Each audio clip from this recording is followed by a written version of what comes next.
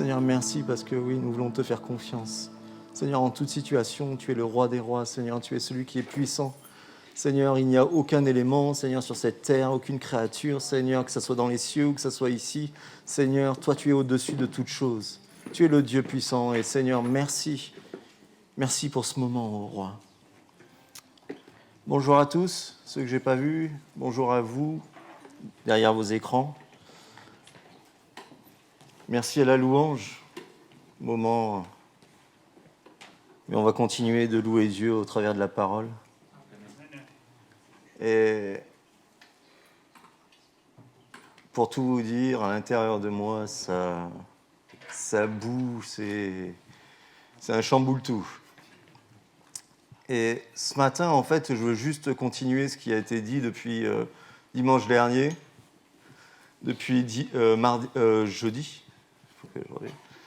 Et vraiment, Dieu me poussait, et puis je disais, mais c'est pas possible, je vais raconter du réchauffé.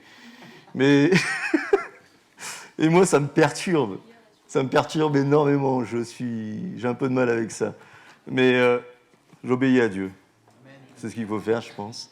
Et je crois qu'en fait, on a besoin de rentrer dans les dimensions de l'intimité avec Dieu, qui soient encore plus, et accepter peut-être certaines choses. Parce que cette dimension d'intimité, on vit des bénédictions, et on vit aussi des moments un peu plus compliqués, où Dieu nous rattrape, Dieu nous ramène. Et merci pour cette image que Dieu t'a donnée, parce qu'en fin de compte, c'est ça, il y a comme un grand vide, mais on a besoin d'être dirigé. Et on est tous dans une barque, mais si on n'a pas de panneau indicateur, c'est compliqué. On a entendu souvent les prédications où il suffit juste de décaler d'1,5 degré pour se retrouver dans des lieux où on ne devrait pas aller. Et ce matin, je veux vraiment, en toute humilité, parce que je ne suis qu'un homme, mais je veux être vraiment ce canal que Dieu veut utiliser, je crois. Et j'en suis convaincu. Donc, on va commencer. Enfin, le thème était Dieu cherche une relation avec nous. Dimanche dernier, c'était rechercher la relation avec Dieu. Aujourd'hui, je vais tourner les choses. Et Dieu cherche quelque chose entre toi et lui. Dieu veut quelque chose de profond, veut quelque chose de puissant. Et c'est tellement facile de venir à lui quand tout va bien. C'est tellement compliqué de venir à lui quand tout va mal. Ça, c'est une réalité, c'est limite un pléonasme, si je peux me permettre. Mais Dieu est bon. Amen. Et puis j'ai repris les choses... j'ai pas mis le chrono. J'ai repris les choses du début, avec Adam et Ève. Vous connaissez l'histoire. En fait, on va essayer de retracer les choses et puis voir certaines choses, parce qu'il y a des intonations de Dieu qui sont assez intéressantes. Et je veux, entre guillemets, démystifier certaines choses qui sont, pour moi, pas justes. Parce que dans certaines situations, les choses ne sont pas très équilibrées. Et Adam et Ève, vous connaissez l'histoire. On mange le fruit. On est séparés de Dieu. Et puis Dieu cherche. Malgré tout ça, Dieu cherche. Dieu cherche à avoir une relation avec eux. Dieu, mais tu es où ? Et en fin de compte, il se cachait quelque part. Et puis, vous trouvez ça dans Genèse 3, pour indication. Et il lui dit, mais tu es où ? Et en fait, en ayant cette réalité de qui ils étaient, ils ont eu peur. Et des fois, quand on a cette réalité de nous-mêmes, ben, on peut avoir peur. Mais il ne faut pas avoir cette peur. Alléluia. Donc on peut lire ça dans Genèse 3, 9 à 10. Où es-tu ? Mais l'Éternel, Dieu, appela l'homme et lui demanda, où es-tu ? Celui-ci répondit, je t'ai entendu dans le jardin et j'ai eu peur, car je suis nu, alors je me suis caché. Et des fois on se sent tellement nu. Quand vous vous présentez devant Dieu, des fois vous vous sentez tellement petit, et des fois même un peu cracra. Je vais employer des termes assez soft. Je vais essayer. Et en fait, peu importe, Dieu va chercher quand même à avoir une relation avec toi. Mais leur attitude, en fait, a impacté, en fait, a mis une séparation entre Dieu et puis eux. Parce qu'en fin de compte, le péché, c'est quoi? C'est être séparé. C'est juste la séparation. Mais cette séparation fait mal. Cette séparation amène l'opprobre, amène tout ce qui peut être mauvais, en fait. On voit après par la suite Caïn, Abel, on voit toutes ces choses qui sont passées n'ont pas été glorieux. Vous avez le droit de dire Amen si vous voulez, vous m'encouragez, j'ai besoin de ça. Amen. Mais en fait, c'est ça. Et puis,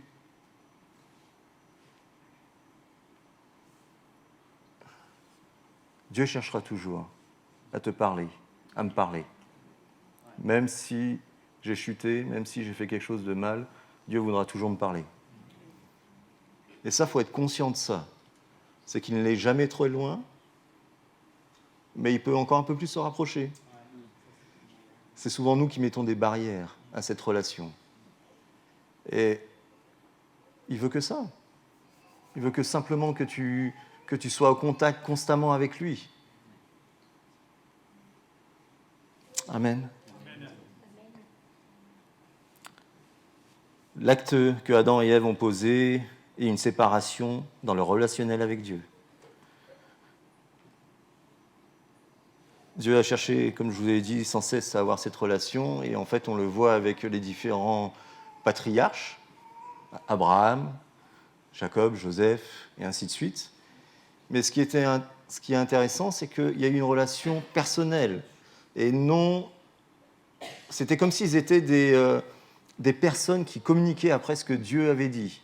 Vous voyez ce que je veux dire? Un intermédiaire entre Dieu et puis ceux qui étaient avec eux. Pour moi, c'est assez troublant. Parce qu'en fin de compte, il y avait, vous savez, comme certains milieux, où il y a celui qui reçoit et celui qui donne. Et en fait, Dieu ne veut pas ça. Dieu veut te donner chaque jour ce que tu as besoin. Dieu veut te parler personnellement. Dieu n'est pas celui qui est éloigné, Dieu est celui qui est proche et celui qui veut te combler chaque jour. Mais on va aller plus loin parce qu'on va mettre des choses après. Et on va essayer de prendre un passage de la Bible qui...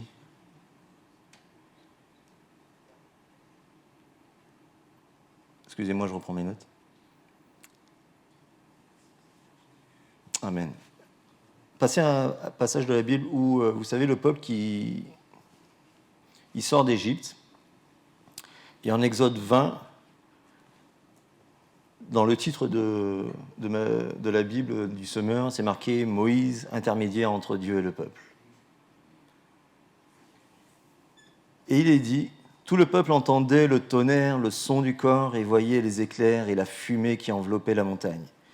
À ce spectacle, ils se mirent tous à trembler de peur, et ils se tinrent à distance. Ils dirent à Moïse « Parle-nous toi-même, et nous t'obéirons. » Mais que Dieu ne nous parle pas directement pour que nous ne mourions pas. Moïse répondit, n'ayez pas peur. Si Dieu est venu ainsi, c'est pour vous mettre à l'épreuve et pour que vous le révériez afin de ne pas pécher. Le peuple restait à distance. Moïse seul s'approcha de l'épaisse nuée dans laquelle Dieu se tenait. C'est fou! Ce passage me trouble tout le temps. Parce qu'entre guillemets, Dieu veut communiquer avec son peuple, le peuple refuse.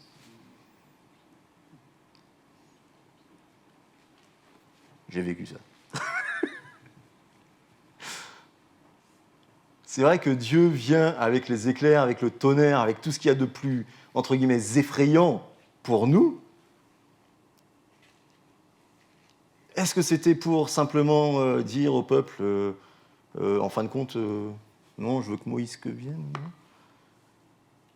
Je ne crois pas à ça. Je crois que Dieu voulait simplement se montrer tel qu'il était. C'est un Dieu puissant et grand. Et on ne peut pas prendre Il est dit dans la parole, on ne peut pas prendre le nom de l'Éternel en vain. Le nom de l'Éternel est grand, puissant, et avec toute sa force. Il domine tout ce qui est naturel et surnaturel. Si je ne prends pas ça en connaissance de cause, oui, c'est compliqué d'aller devant Dieu si je ne le révère pas, si je n'ai pas de respect. C'est compliqué. Et le peuple savait ça.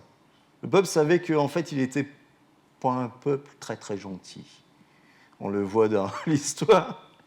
On le voit dans son histoire. Le peuple n'était pas un peuple très obéissant. Oui, on va obéir à Moïse. Il faut lire les Écritures et puis on verra qu'ils n'ont pas tellement obéi. Et c'est une réalité. Et en fin de compte, est-ce que nous aussi, quand Dieu vient avec, entre guillemets, fracas, est-ce qu'on est aussi à dire non, pasteur, parle-moi de la part de Dieu. Ou mon frère, parle-moi de la part de Dieu. Parce qu'en fin de compte, je ne peux pas supporter la présence de Dieu. Parce que ça me fait peur. Il y a quelque chose qui se passe en moi. Je vais enlever la bague. Ça me fait peur, ça fait quelque chose en moi quelque chose qui me dérange. Dieu dérange des fois. Hein. S'il ne me dérange pas, moi je lui demanderais qu'il me dérange. Pas parce que j'aime ça, parce que je ne suis pas... mais parce que j'ai besoin de grandir. Et si je suis trop dans le confort, en fin de compte, je ne grandis pas.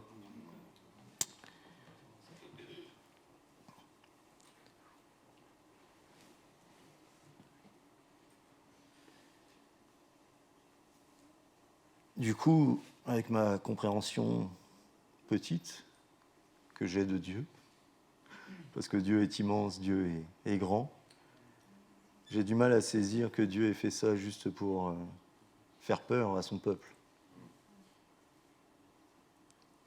J'ai du mal à saisir ça, et je ne crois pas à ça. Je crois qu'au contraire, comme je l'ai dit, il voulait se montrer tel qu'il était. Et du coup, on peut se poser la question, est-ce que si Dieu vient comme ça, est-ce que je vais faire la même chose que le peuple ?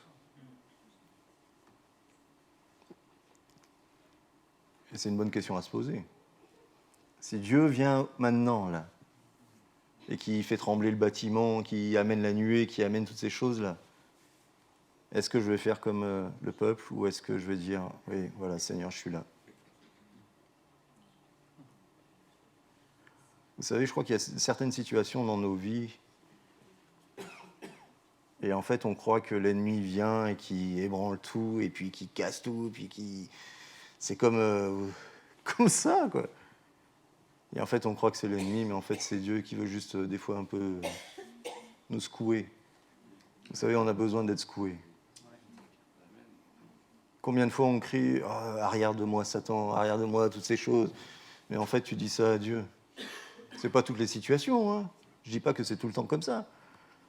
Je dis simplement qu'à un moment donné, il faut se poser les questions. Donne-moi le discernement pour savoir qui me parle, qui me secoue. Je crois que c'est Pascal Bonas qui a dit ça il n'y a pas si longtemps que ça, et en fait, ça m'a touché intérieurement. Il ne faut pas rejeter les défis. Il ne faut pas rejeter les moments où, voilà quoi, il y a des moments de souffrance. Parce que j'ai besoin d'être émondé, j'ai besoin d'être travaillé, de plier le genou. Et ça, on n'aime pas trop plier le genou. Ne vous inquiétez pas. Hein. Moi, Cyril, je me parle.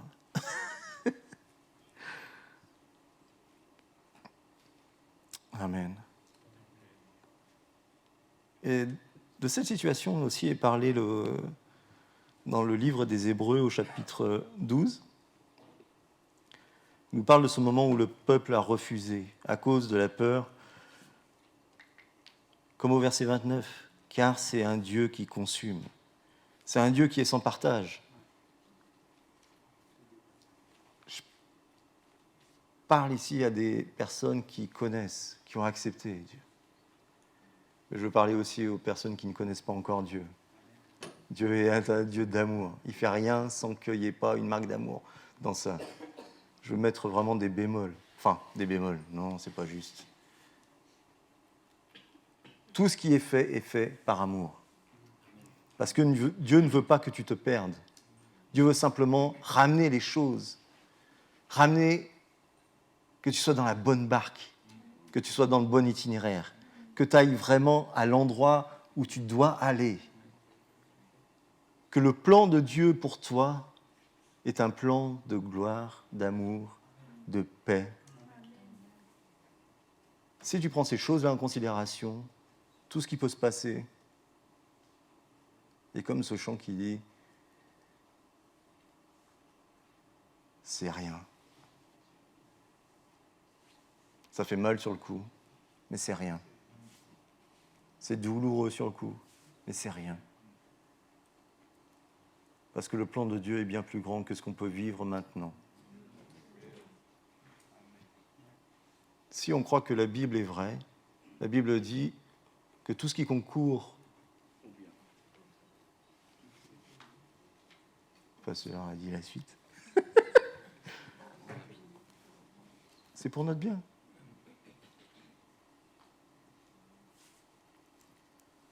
Amen.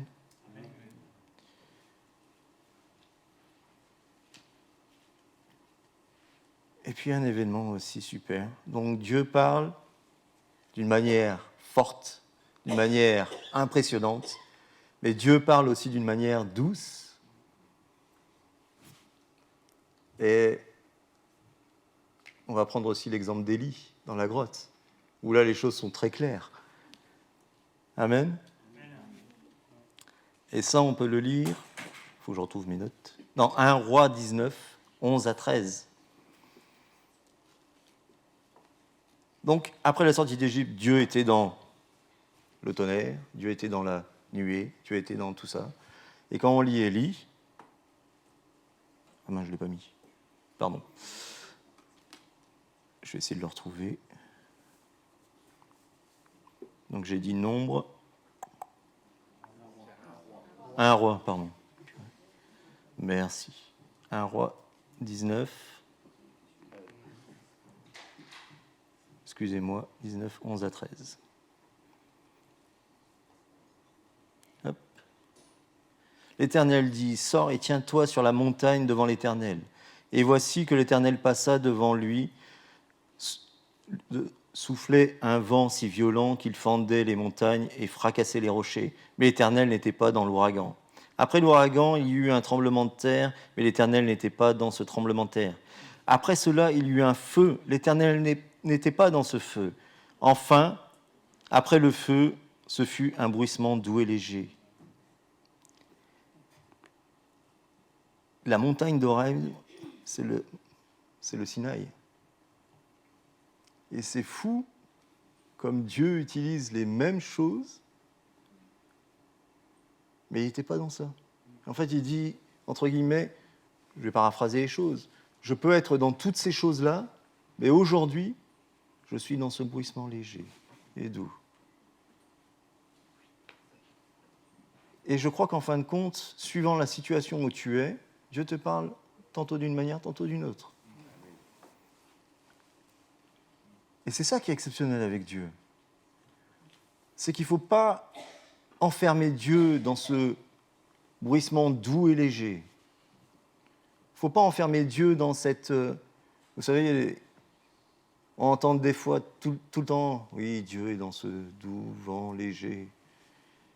Mais je crois que Dieu est aussi dans le tonnerre. Si Dieu n'était pas venu dans le tonnerre dans ma vie, je ne pense pas que je serais encore ici aujourd'hui. Et je ne pense pas que j'évoluerais non plus.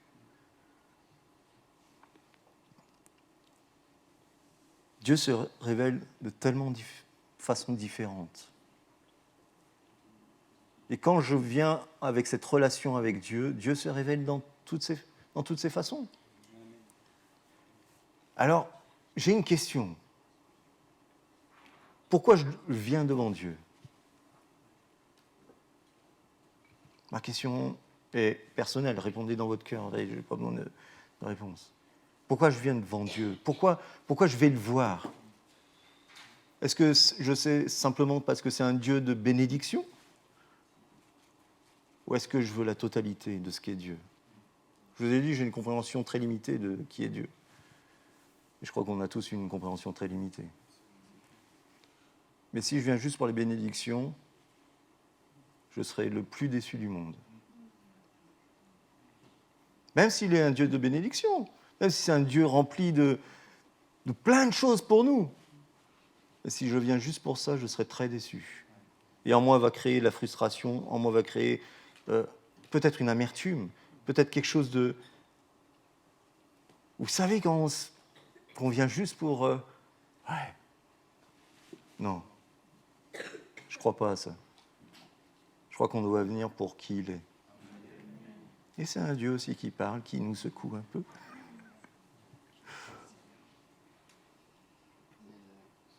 C'est une vérité. Alors j'ai regardé la définition du mot bénédiction dans Larousse. C'est une grâce, une faveur que Dieu accorde.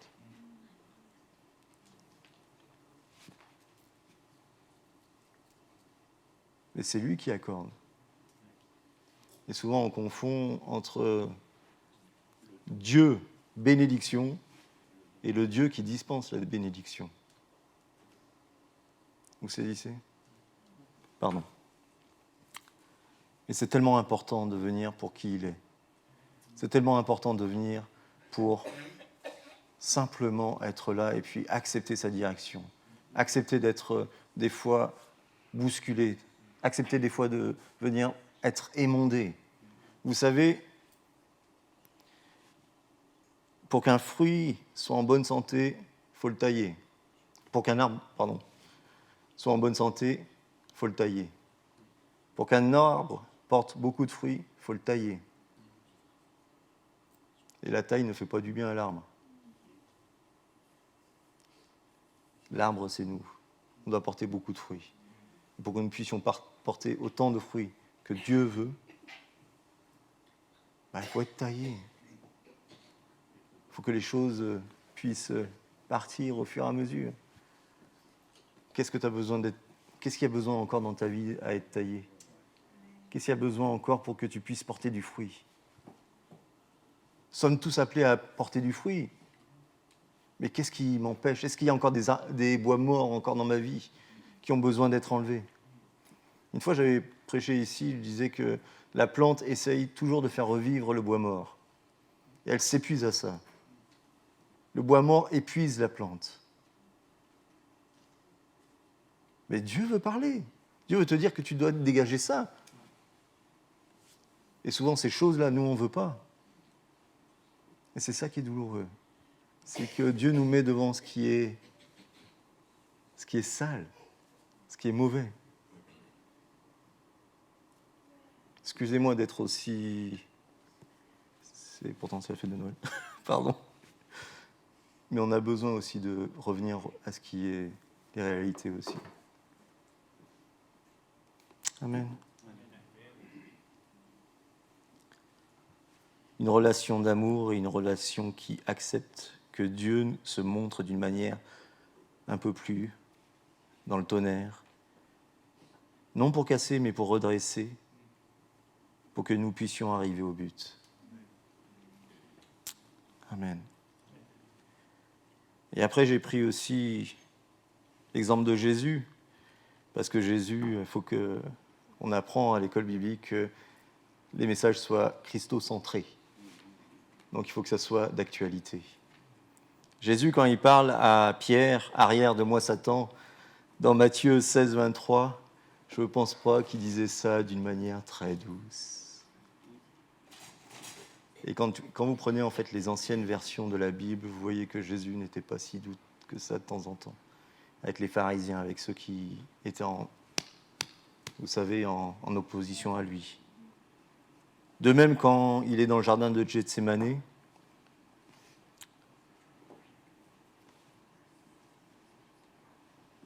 dans Matthieu 26, 40, quand il reproche à ses disciples de ne pas avoir veillé avec eux, je ne pense pas que c'était d'une manière aussi très douce. Donc Jésus aussi a repris d'une manière virulente.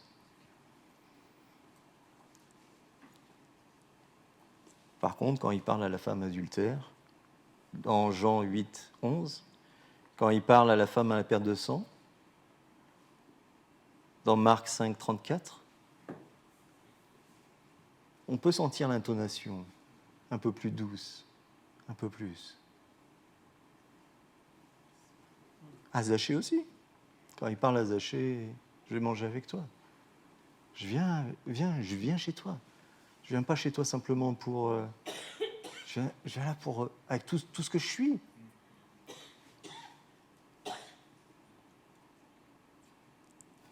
Comme je l'ai dit, parle tantôt d'une manière, tantôt d'une autre, suivant les situations dans lesquelles nous vivons.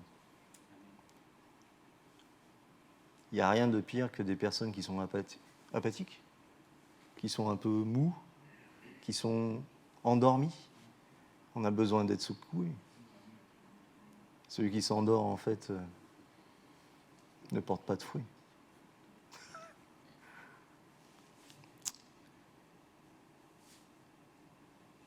Jésus, à sa mort, à la croix, a restauré cela. A restauré la communication entre Dieu et son peuple. Le jour où il est mort à la croix, le voile s'est déchiré. Et j'aime cette image. Le lieu qui nous était interdit jusqu'à cet acte-là, nous pouvons y aller. C'est un lieu où règne l'amour, où règne la douceur, où règne aussi les moments un peu plus délicats. Dieu est un Dieu sans partage, je le répète. Dieu est un Dieu qui est jaloux, la Bible nous dit. Dieu est un Dieu qui ne tolère pas qu'il y ait du compromis en nous.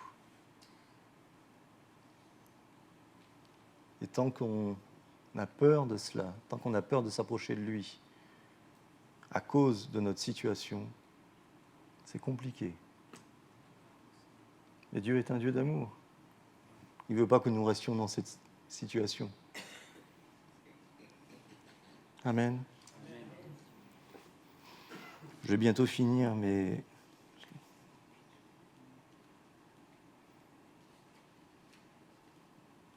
Dieu cherche des hommes et des femmes pour une relation sincère et vraie où la bénédiction est le plus de Dieu. Simplement le plus de Dieu. Tout ce que nous voyons, toutes les bénédictions qui sont proclamées dans la parole, c'est le plus.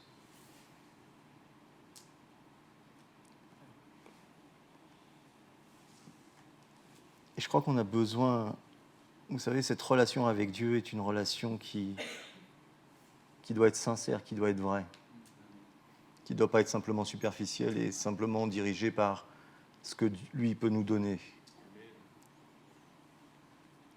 Je sais que ce n'est pas un message facile et je sais que mon cœur a été troublé par ça, a été perturbé par ça et je vous dis franchement, il y a 2 jours, j'avais une rage de dents.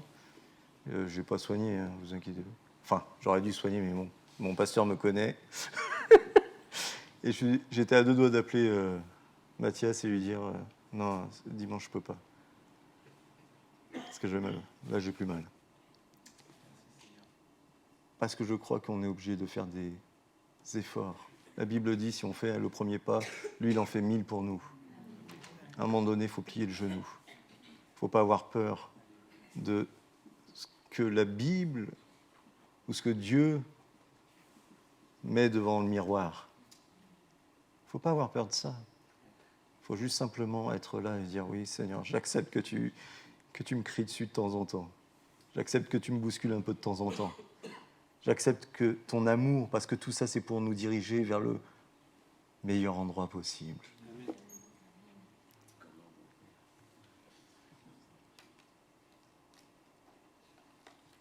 On va prier ?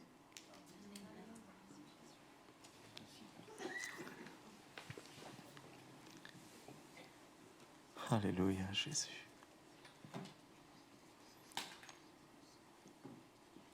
Seigneur Jésus.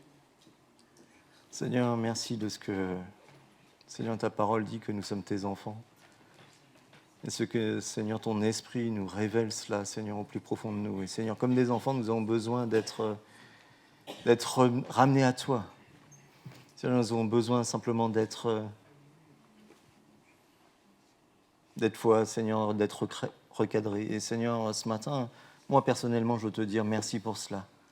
Merci, Seigneur, pour le tonnerre. Merci pour les éclairs. Merci pour la nuée. Merci aussi pour, Seigneur, ce vent doux et léger. Merci pour tout, Seigneur, pour l'équilibre qu'il y a, Seigneur, en toi. Seigneur, oui, tu es un Dieu sans partage. Oui, tu es un Dieu puissant. Oui, tu es un Dieu qui dirige toutes choses.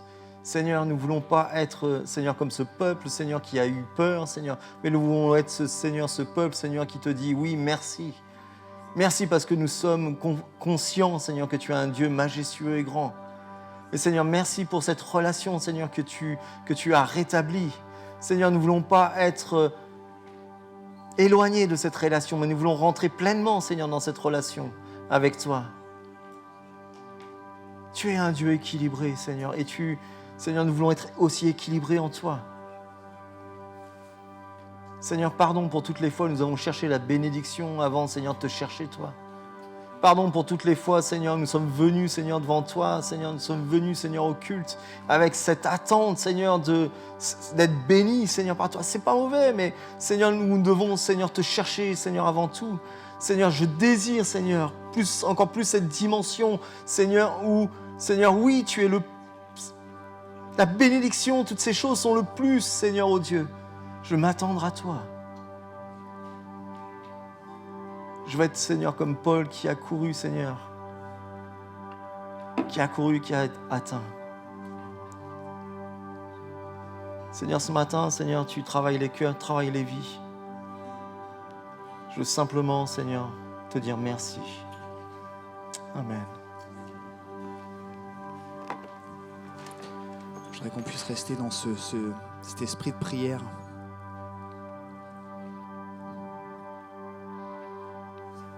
Qu'on puisse rester vraiment dans ce temps de recueillement et de prière. Et je ne pense pas être la seule personne ce matin qui sent que ça fait plusieurs semaines, plusieurs prédications que le Seigneur et le Saint-Esprit appellent son peuple à la repentance. Et message après message, je bénis le Seigneur pour la ténacité de Cyril, pour apporter ce message, parce que je crois que le Seigneur continuera à répéter ces choses tant que son peuple n'a pas complètement fléchi le genou. Et je voudrais qu'on puisse rester dans ce temps de prière, et c'est notre devoir de responsable de, une fois de plus, faire cet appel à la repentance. La repentance, c'est pas simplement une fois dans sa vie. La repentance, c'est vouloir s'approcher encore plus de Dieu et de dire « Seigneur, t'as beau être prêt, je peux m'approcher encore plus de toi. » J'ai beau avoir une relation avec toi, Seigneur, je crois que je peux avoir encore une relation plus intime avec toi, plus sincère, plus authentique. Il y a des choses dans nos vies, je me mets en premier dedans, il y a des choses dans nos vies qui ne plaisent pas à Dieu. Et frères et sœurs, c'est tellement grave quand nous sommes au courant de ça. C'est tellement grave quand on sait qu'il y a des choses que nous disons, que nous vivons, que nous savons depuis des années, qui ne plaisent pas à Dieu. Nous le lisons dans la Bible, nous avons entendu parler de ces choses. Et pourtant, nous persistons et nous signons. Je crois vraiment, en tout cas pour l'Église Vie et Foi, qu'il est temps de se repentir, frères et sœurs. Et pendant que Rivlin va jouer, pendant que la louange va louer le Seigneur, prier, je voudrais inviter tous ceux et toutes celles qui ont envie, qui ont tellement envie de se rapprocher proche de Dieu et de dire « Seigneur, je veux venir à toi pour qui tu es, je veux venir à toi de manière authentique, sans hypocrisie, sans religiosité. » Là où tu es, sans regarder à gauche ou à droite, je t'invite à te lever à ta place, en signe de repentance envers le Seigneur. Et non seulement je t'invite à te lever à ta place, regardons pas à droite ou à gauche, regardons pas les gens autour de nous. Il faut regarder à Dieu. Et là où tu es à ta place, sincèrement, soit dans ton cœur, soit à haute voix, je t'invite à commencer à demander pardon à Dieu. À dire Seigneur, je te demande pardon parce que je ne suis pas assez proche de toi. Et exprime au Seigneur ce matin ton désir d'être encore plus proche proche de lui. Fais-le sincèrement. Que tu connaisses Dieu depuis des années ou que ce soit la première fois que tu viennes à l'église, peu importe, ça marche. Lève-toi à ta place si le Saint-Esprit parle à ton cœur. Frères et sœurs, il est temps de se repentir ce matin. Il est temps de se repentir. Il est temps d'avancer vers le Seigneur. Il est temps d'avoir une relation authentique avec Jésus-Christ ce matin. Il est temps d'avoir une relation sincère.